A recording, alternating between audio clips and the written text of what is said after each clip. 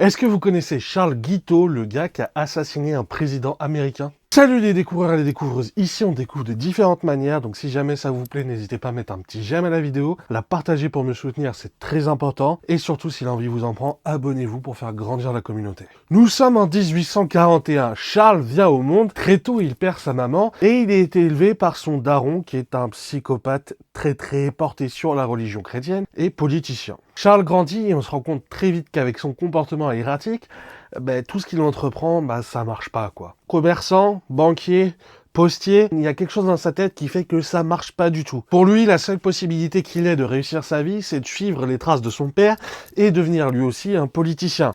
Sauf que ça aussi, ça marche pas, jusqu'à ce qu'il fasse la connaissance de James Garfield, un candidat républicain à la future présidence des États-Unis. Et là, c'est le coup de foudre pour lui.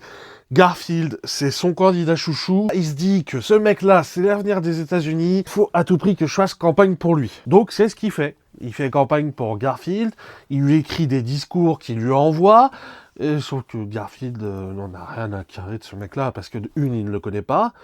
De deux, pour le peu de choses qu'il a entendu parler de lui, ça rassure pas forcément Garfield. Et de trois, le gars est en pleine campagne pour devenir président. Et ça, ça plaît pas vraiment à Charles. Quand je vous dis que ça plaît pas au petit Charlie, c'est que vraiment ça ne plaît pas au petit Charlie. Le gars va complètement vriller, aller s'acheter une arme à feu avec les perles de diamants sur la crosse et décide d'aller assassiner le président Garfield. Parce que oui, il a été élu en 81, donc forcément, il est devenu président, donc il va assassiner le président des États-Unis. Dans une gare, il attendra en soum Garfield et il lui tirera une balle dessus. Et le bonhomme finira par décéder plus de 10 semaines plus tard, suite à des infections dues aux nombreuses opérations qu'il a subies pour essayer de lui sauver la vie. Et le petit Charles, de son côté, aura le droit à un procès fanfaron, pomprenel, et malgré le fait qu'il ait plaidé la folie, il finira pendu en 1882. Voilà.